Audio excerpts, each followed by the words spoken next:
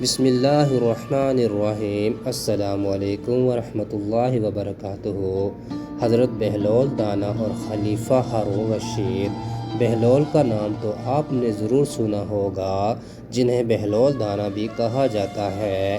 آپ 5ویں عباسی خلیفہ ہارون الرشید کے دور مارچ 766 سے مارچ 809 میں ایک فلاسفر، ولی کامل اور طریق الدنیا درویش کے طور پر پہچانے جاتے تھے۔ ان کا کوئی گھر یا ٹھکانہ نہیں تھا، شہر میں ننگے پاؤں پھرتے اور جس جگہ تھک جاتے وہیں ڈیرا ڈال لیتے۔ بعض لوگوں نے انہیں مجذوب بھی لکھا ہے، کیونکہ وہ عشق الہی میں گم اور ارد گرد کے ماحول سے بے خبر ہوتے تھے۔ بہت کم لوگوں کی طرف التفات کرتے، لیکن جب کبھی عوام الناس کی طرف منہ کرتے تو حکمت و دانائی کی بہت ہی عجیب و غریب باتیں کرتے۔ کوفہ میں پیدا ہونے والے بہلول کا اصل نام وہب بن عمرو اور تعلق عرب قبیلے بنو عمان سے تھا۔ ان کے والد چھٹے امام جعفر الصادق کے شاگرد تھے، لیکن کچھ وقت 7ویں امام موسیٰ کاظم کی صحبت میں بھی گزرا۔ بہلول کا شمار بھی امام موسیٰ کاظم کے پیروکاروں میں ہوتا تھا۔ جب خلیفہ ہارون رشید نے امام موسیٰ کاظم کو قید کرنے کے بعد ان کے تابعین کے خلاف کارروائیاں شروع کی تو وہب اور کچھ دوسرے لوگوں نے امام سے قید خانے میں ملاقات کر کے آئندہ عہد کا عمل کے لیے ہدایات مانگی۔ امام عالی مقام نے جواب میں صرف ایک لفظ جیم لکھ کر اپنے عقیدت مندوں کے حوالے کر دیا۔ ہر شخص نے جیم کو اپنے اپنے انداز میں لیا۔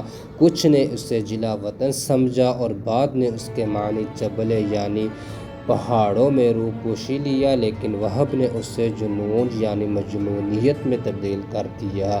انہوں نے اپنے شاہانہ زندگی ترک کی اور پھٹے پرانے کپڑے پہن کر گلیوں میں نکل آئے۔ خلیفہ ہارون رشید سے ان کی ملاقات 188 ہجری میں خلیفہ کے سفر حج کے دوران کوفہ میں ہوئی، جس کا ذکر امام ابن کثیر نے بھی کیا ہے۔ بہلول نے ہارون کو جو نصیحتیں کی، ان سے متاثر ہو کر وہ انہیں اپنے ساتھ بغداد لے آیا اور پھر بہلول کا ٹھکانہ بغداد کی گلیاں ہی رہی۔ بہلول کا مزار بھی بغداد میں ہی ہے، جس کے ایک گوشے کے بارے میں مشہور ہے کہ وہاں سکھ مذہب کے بانی گرو نانک نے چلہ کاٹا تھا۔ کہتے ہیں کہ ایک دن بہلول دریائے دجلہ کے کنارے بیٹھے گیلی ریت کی ڈیریاں بنا رہے تھے اور ہارون رشید کی شہتی ملکہ زبیدہ اپنے محل کے جھروکے سے باہر انہماک کے ساتھ انہیں دیکھ رہی تھی۔ وہ مٹی کی ڈیری بناتے اور پھر خود ہی اسے مسمار کر دیتے۔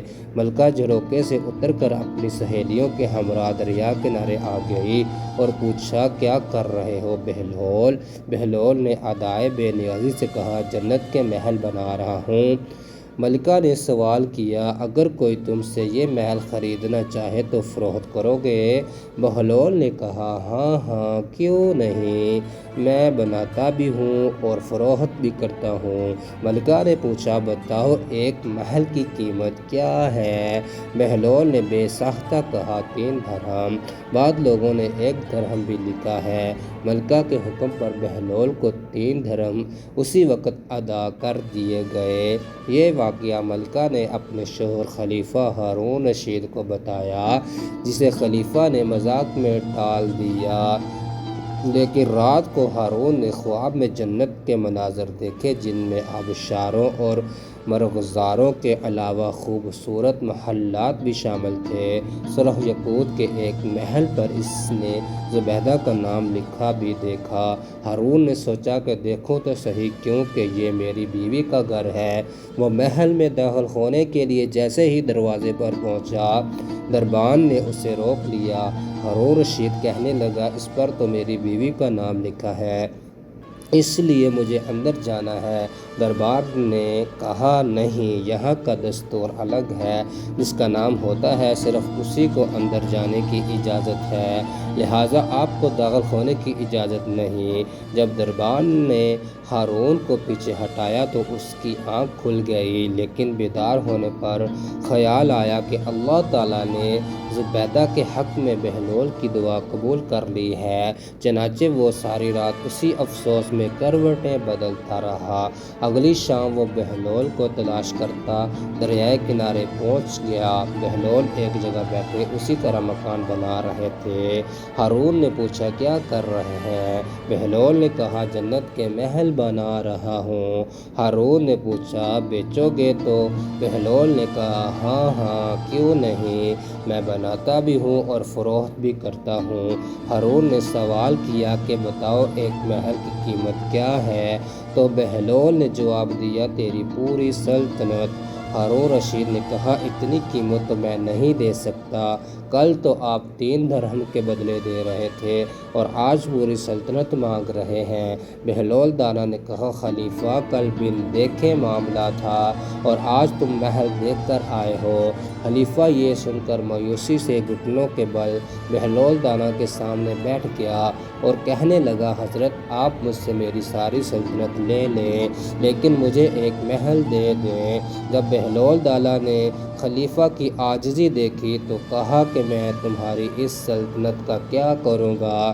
اس دنیا کی محبت تو بہت سے گناہوں کی جڑ ہے، جاؤ اپنی سلطنت اپنے پاس رکھو، میں اس محل کو بھی تمہارے لیے 3 درہم میں فروخت کرتا ہوں۔ معروف بزرگ سیدنا سری سکتی فرماتے ہیں ایک بار مجھے قبرستان جانا ہوا، وہاں میں نے بہلول دانا کو دیکھا کہ ایک قبر کے قریب بیٹھے مٹی میں لوٹ پوٹ ہو رہے ہیں۔ میں نے پوچھا آپ یہاں کیوں بیٹھے ہیں؟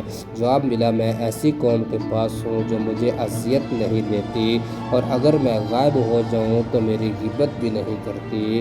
ایک دن بہلول بازار میں بیٹھے تھے کہ کسی شخص نے پوچھا بہلول کیا کر رہے ہو؟ تو بہلول نے کہا کہ بندوں کی اللہ سے صلح کرا رہا ہوں۔ اس شخص نے کہا کہ پھر کیا بنا؟ بہلول نے کہا کہ اللہ تو مان رہا ہے لیکن بندے نہیں مان رہے۔ کچھ عرصہ بعد اسی شخص کا ایک قبرستان کے پاس سے گزر ہوا تو دیکھا بہلول قبرستان میں بیٹھے ہیں۔ قریب جا کر پوچھا بہلول کیا کر رہے ہو؟ بہلول نے کہا بندوں کی اللہ سے صلح کرا رہا ہوں۔